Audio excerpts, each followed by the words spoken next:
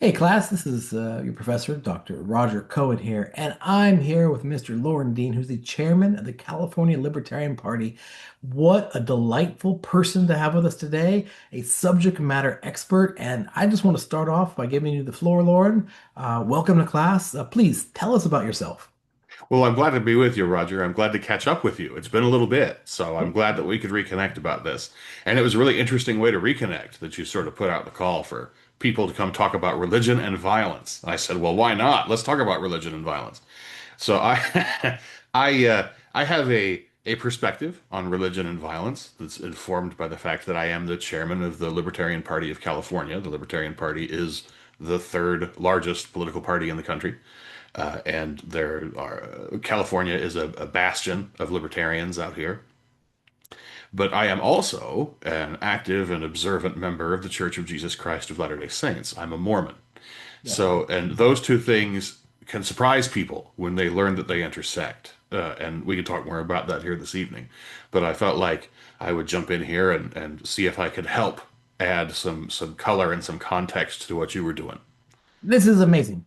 So let's first start out, talk about religion and violence in that perspective, maybe passivism, absolute passivism in your religion. Tell me about your religion that's informed you as a human being, and where is your religion taking you on your view of do no harm or pacifism or retaliation, or take me where you want to go with that. Well, fundamentally, as a Latter-day Saint, I believe that Earth is a classroom, that mortality is itself a classroom, that Earth is was created by a perfectly kind, perfectly loving, perfectly just, perfectly merciful Father in heaven, our literal Father in heaven, God, and we are here to experience mortality because it's only in mortality that we can experience a very important thing, and that's choice. No unclean thing can exist in the presence of God. If choice is going to happen, sooner or later, someone's going to choose wrong. That choice will inevitably lead to sin. This holds in many, many faiths, and mine too. And given that no unclean thing can approach the Father, that choice has to happen away from Him in some way. We have to learn cause and effect, faith and action, choice and consequence, that fundamental plus minus true false that we can only really learn here in a finite mortality. And the foundation of that is your view of free will and human nature. Sure. Yeah, Okay. that we all have free will, and we are blessed with our Father in heaven with this will. And we if we can turn that will in the way that he wants us to, we have to choose it. We can choose that. God has more things to teach us. And so after this great classroom moment, I like to joke that Earth is the mortality is the lab component of existence. Right. This is where this is where we come and experiment with these principles, and then armed with the stuff that we've learned, we return to our Father in heaven, and He teaches us more stuff that we're able to learn. Now that's a very broad brush description of that, but I should note because there are many many people who love to talk about this that the Church of Jesus Christ of Latter-day Saints is a Christian faith. That the mission and the position of Jesus Christ remains central to the whole thing. If mortality is about choice, and those choices will inevitably be wrong, then we require a mediator, an atonement of some sort that would then would allow divine mercy to coexist with divine justice and allow us to make that return to our Father in heaven. Jesus Christ provides that. And so, yeah, the members of the Church of Jesus Christ of Latter-day Saints are as Christian as anybody when it comes So, to that. so take me on this journey as a member of your church. What does this mean in terms of violence, political violence, or religious violence, or peace and pacifism? So take me down there. What is the formation from your religious ideology around peace and pacifism? Okay. Well, ultimately, God doesn't want his children to kill each other, right? All else being equal, if life is a classroom, then it interferes with God's plans for us to cut each other's time short. Each of us has things to learn, and if we take each other out, then we damage one another's capacity to learn. So, forgiveness and reconciliation and cooperation, these are much better ways to live life than conflict or even combat. It doesn't rule out conflict or combat, but it definitely means that it's not step one. And in many cases and in many instances, that conflict becomes step one. There's not this move toward forgiveness and reconciliation and cooperation. It's easy to skip over that, or to exercise something like positivity bias, right? Like, I was nice to him this one time, and so now I'm going to be super mean to him now this second time, and the super meanness will totally outweigh whatever niceness I did first. We see this with our kids all the time, right? They'll share once, but then the next time that they're required to share, oh, it's on, right? And then the warfare starts, and then everybody's going to their room and it's screaming, and it's kids. It is what it is. Um, in many cases, and this is just a sad function of human nature, that force, that violence, comes at the hands of the state. It comes at the hands of government. Okay. And government becomes a tool not to enforce the rule of law, not to reinforce the rule of law, but to write permission slips that allow one group to plunder another, that allow one group to abuse another with no consequence. Right. There's no comeback from that. There's no punchbacks because there's law. And if we were to make a list, there are many ethnic groups in America who have ample reason to not trust government to fix their problems Yeah. because they've been on the receiving end of that sort of punishment, that sort of state-sanctioned violence. And the members of the Church of Jesus Christ of Latter-day Saints, I put in the top five in my personal list of ethnic groups in America who have reason to not trust the government. I think that the Latter-day Saints are in the top five. Flesh And that out. What historically has happened that makes the church uh, apprehensive of trusting government in That's a that? good question. And I think if you open up most U.S. history textbooks, you'll find allusions to this sort of thing. Mhm. But it exists in a strange place in American history, and I don't want to be crass about it, but in many cases it's because it's white people being violent to white people. Okay. And in many cases, history doesn't know what to do with that. It's not today's history, not critical theory history, where Right. everything has to exist on ladders of oppression and so on. And so it can be very hard to think about, well, what did this do? The members of the LDS Church, the church was started, and the church is a restorationist faith. We'll admit that. The church was led by a self-styled prophet, Joseph Smith, a man who claimed to receive an actual, legitimate, divine visitation Mhm. that launched him on the formation of this church and missionary work and global outreach and all that sort of thing. That all started in about 1820 Okay. in upstate New York. And the church started to grow there in New York and was mobbed out. Okay. They were bullied out. That's how it happened. And so the members of the church migrated to Ohio and then to Missouri and then to Illinois. And each step along the way, there was this pattern that would start to develop. The church is a very proselyting church. We've all seen the Mormon missionaries and the black name tags. They're everywhere. And I Mhm. was one too. I did many years ago. I did it too. It's common there. It's just part of being in the church. Is you're going to end up on a mission probably at some point. But the church has sent out missionaries from the start. Missionaries were going out. They were going out to England. They were going out to Scandinavia. They went to the South Pacific of all places. Missionaries went all over the place, and they started bringing converts to America. This created it's a migratory wave. This is 1830s, right? And so wherever the Mormons would land, wherever they would start to set up shop, that Mormon population would grow and grow and grow and grow. And not necessarily from the locals, right? In many places, in many cases, the church was not super keen on proselyting the locals. They would go to England and then dozens and dozens of English people, right? And hundreds of English people and so on, right? Lots of people would just start arriving to move into this place, move into these neighborhoods, move into this town. And we're talking about the westward expansion of the U.S., right? I mean, Mhm. there was a time that Ohio was the frontier, and there was a time that Missouri was the frontier. There was a time that Illinois was the frontier. These were frontier places. And the church was, and the members of the church were seeking a place to live. And in all of those places, when you kind of think about it, in a broad sense, the members of the church should have been welcomed. And in many cases, they were right at first, because this Okay. was a group of people who were white. They spoke English. Many of them were professionals. They were hard workers. A lot of them didn't have a lot of money, but they were willing to work. They weren't cheats. They weren't thieves. They didn't do any of that.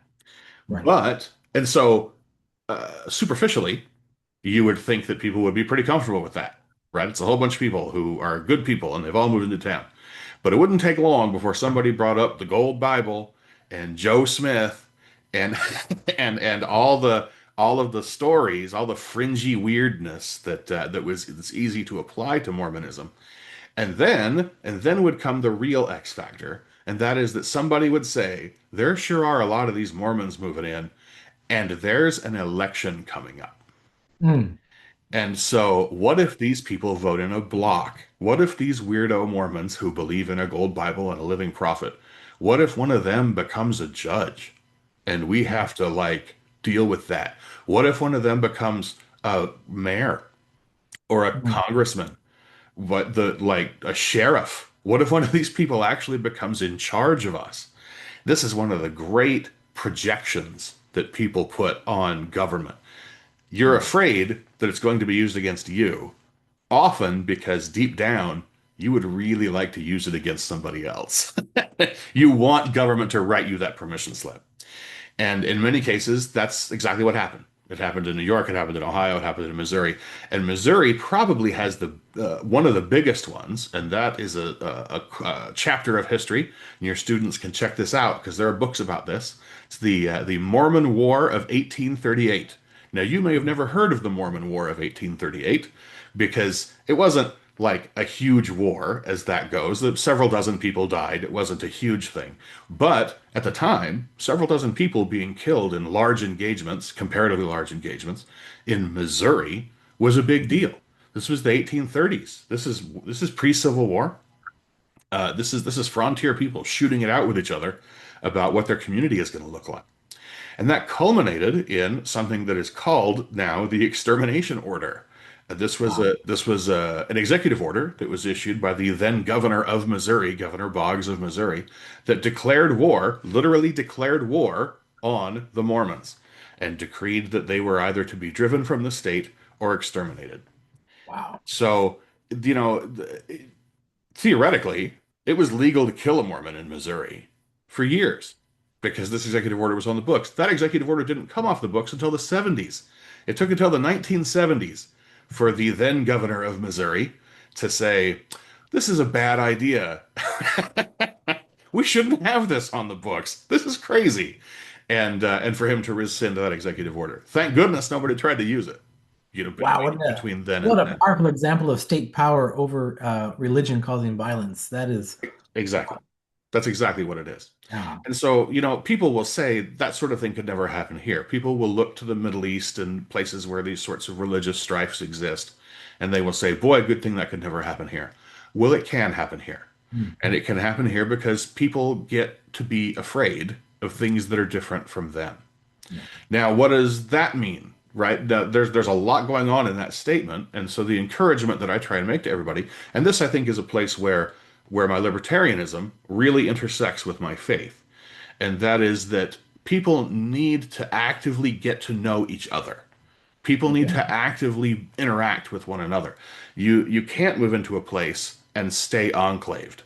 You have to blend with the place where you are. It doesn't have to be full assimilation. You don't have to give up who you are. You don't have to do any of that. But you need to get to know your neighbors. You need to know who your neighbors are. You need to understand what your neighbors are about.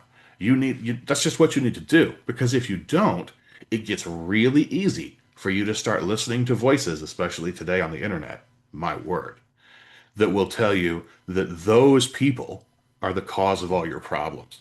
And Yeah. boy, wasn't the 20th century an entire experiment in blaming those people for all of your problems. Pick your those people. There was a those people du jour in the 1920s. It was always somebody else's fault of what was We going on in your life. It didn't need to easily be like blame that. the unseen. It didn't need to be like that. Yeah. We easily blame the unseen and Absolutely, it is. the powerless, and we make victims out of people. So before you get too far into talking about libertarianism, Sure. uh, is there anything else in your formation of your religious tradition that you want to share that's led to how you lead the Libertarian Party in the terms of do no harm? Well, I mean, if we're talking about violent stuff, the we can get let's get out in the weeds here a minute. The I don't know. The LDS Church. has a what I suppose we could call an expanded canon of Scripture. Okay. The LDS Church accepts the Bible as a work of Scripture, the Bible meaning the Old and New Testaments. And then they also claim the Book of Mormon as a third testament of Christ, Okay. a religious record of a people who existed here in the Americas for about 1,000 years. It's the Okay. religious record of that civilization, now long gone. And there are a couple of ancillary documents that are accepted as scripture within the LDS Church. One of those is called the Doctrine and Covenants. Okay. And it became an early manual for the organization of the church. The Doctrine and Covenants is a compilation of revelations received by Joseph Smith. And I'm going to use the language revelations received by Joseph Smith, recognizing that this is my faith tradition. I'd rather not lard this all up with according to my faith and according to my belief, et cetera, et cetera. Understood. So good Okay. listener, please understand that while I present this as something resembling fact, which I believe it to be, you don't have to think that. That it is okay for you to accept that this is a tenet of my faith. So, the Doctrine and Covenants is a compilation of revelations received by Joseph Smith and a couple of other early prophets within the LDS Church. And these were revelations that came to him, were given to him in direct response, often to problems that were facing the church at the time, at that very time. So I want to try and share something here if I can, if we can, and we'll do a little bit of Latter-day Saint scripture study is what we'll do right here. Let me find my share button. We're gonna go share, and we're gonna go here like this. Okay, so I think we can see that here. You say section 98 up here? Sure do. So the Doctrine and Covenants is divided into sections rather than chapters or books. And then each one, if you go here, and incidentally, anyone can go here. This is not some private thing that I'm looking at here. If you, dear listener, choose to navigate yourself to lds.org, it will forward you to churchofjesuschrist.org, which is the web presence of the Church of Jesus Christ of Latter-day Saints. It's a pretty robust engine. And in there, they have the entirety of their Latter-day Saint accepted scriptures, a whole bunch of other reference material, a big old encyclopedia of LDS thought. There's a lot of resources here that's actually pretty cool. The church being a global church, which it absolutely is now. Yeah. So I want to come down here just a little bit. This is, we have a little bit of background right up here at the top that I think is relevant to what we're talking about. So this is a revelation given at Kirtland, Ohio in 1833. August 1833 is right as the Latter-day Saints are getting ready to get kicked out of Jackson County, Missouri. The conflict in Jackson County, Missouri was the big flashpoint that would ultimately lead to the larger Mormon War, the Extermination Order, all of that. You see down here in July, a mob destroyed a church newspaper, right? Destroyed their printing press, right? Again, there's a whole lot of meaning to the idea of destroying someone's printing press, to destroying their newspaper office. And there's a lot of theme that you could dig into there. So we're talking about destroying property, tarring and feathering church members, demands to leave Jackson County, increased promises of violence, and that sort of thing. And then this revelation comes to Joseph Smith in August of 1833. And I want to come down here because we're talking about religion and violence and potential support for that. So we're going to come down here to verses 23 through 38 or so and just kind of skim through these. Oop, maybe we'll do it like this. 23. We'll start down here. In theory, this is the Lord, right? This is God speaking through Joseph Smith. He says, "Now I speak unto you concerning your families." And what God lays out here through Joseph Smith is basically a three-step test that if someone attacks you and you bear it patiently, revile not against them, you'll be rewarded. If you bear it patiently, then you'll be rewarded. If he smites you a second time and you bear it patiently, your reward shall be 100-fold. 26, if he shall smite you a third time and you bear it patiently, your reward shall be doubled, and so on. So there's this notion that you should be as forgiving as possible. You should seek reconciliation. You should seek forgiveness. And these testimonies shall stand against your enemy. If he repent not, shall not be blotted out. right? We have this promise of divine judgment against your enemies if they continue to attack you while you're bearing these attacks patiently. So then we say, if his enemy shall escape my vengeance, if he be not brought into judgment before me, warn him in my name that he come no more upon you, neither upon your family or upon your children's children. And then if he shall come upon you or your children's children, and this is kind of a sticky spot right here, I have delivered thine enemy into thine hands. So you have this three-step test. If you're attacked three times and he continues to do it, and you've warned him in my name to stop, and he still keeps coming, I have delivered thine enemy into thy hands. And if you spare him, you'll be rewarded for thy righteousness. Nevertheless, thine enemy is in thine hands. And if thou rewardest him according to his works, thou art justified. So I think that's pretty clear, right? I think that there's a pretty straightforward set of tests there So that's there's a contained in that. constrained proportionality within violence. Right, right. There's definitely a restrained personality here. The now at what point is this reached? I think that's going to be a little different for everybody. And so it's hard to say, like, well, this is like a universal test, and there were these three times, and there was this time, and this time, and this time. Well, yeah, but you are continually encouraged to spare him and forgive him. But there's this notion here that if you must, right, if you must reward him according to his works, you are justified. There's a pretty straightforward, I think, self-defense clause that's built in here that says you don't just lay it all down and let yourself be slaughtered. You Okay. don't continue asking for forgiveness and reconciliation, like even as everyone is being killed. At some point, you can defend yourself, and it is okay for you to defend yourself.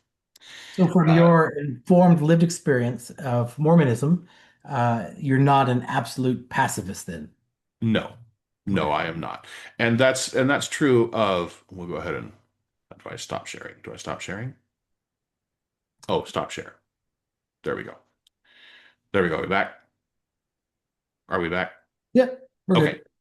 So, yeah, the idea of self-defense fits completely with both my faith and my politics, Hmm. because the libertarianism is built on a foundation of a principle called the non-aggression principle, which says that I won't use force to impose my political will on other people.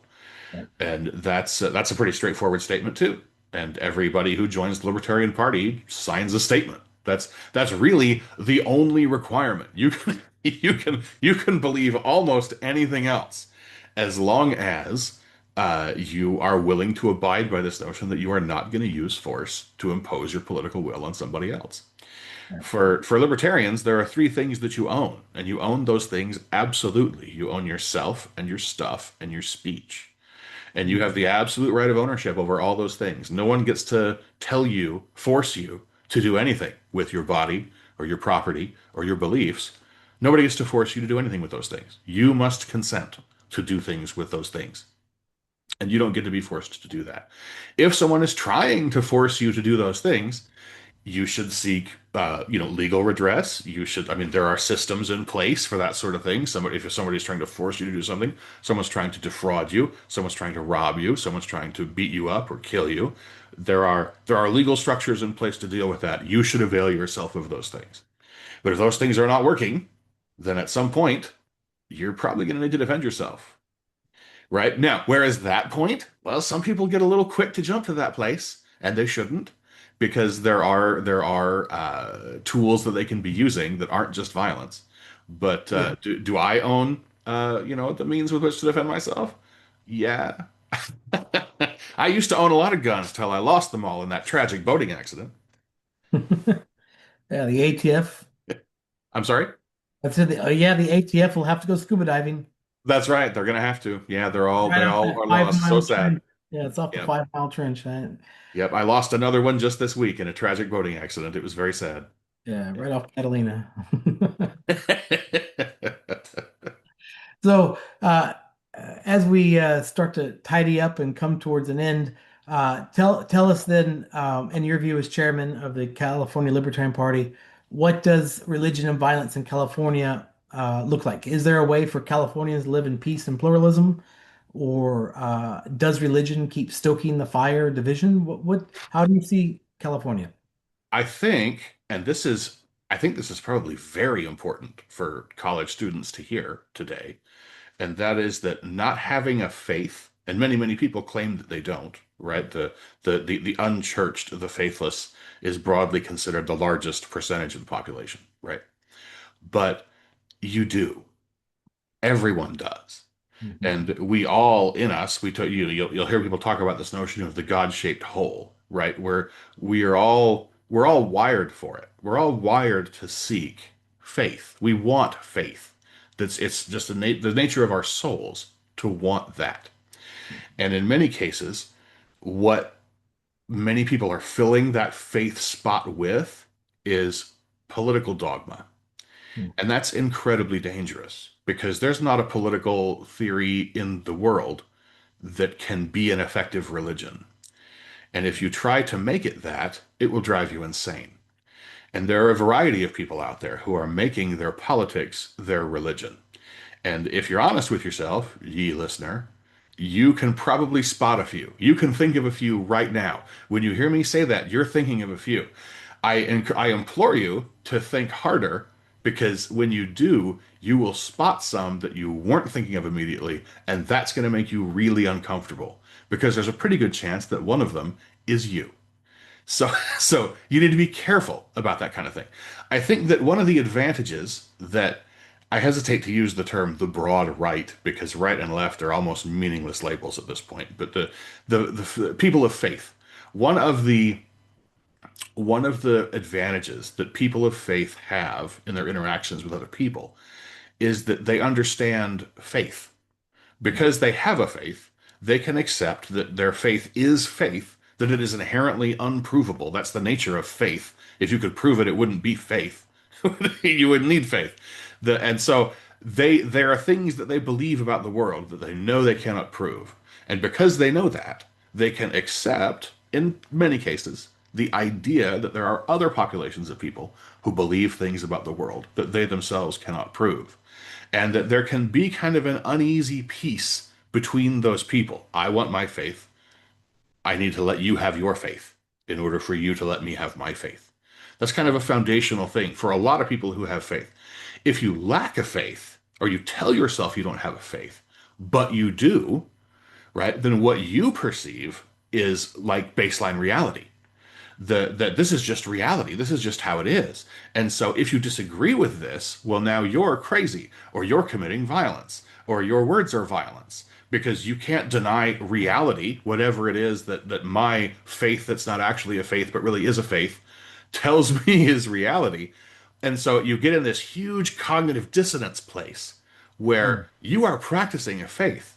You have a faith, like it or not. It's some sort of civic faith. It's a civic religion.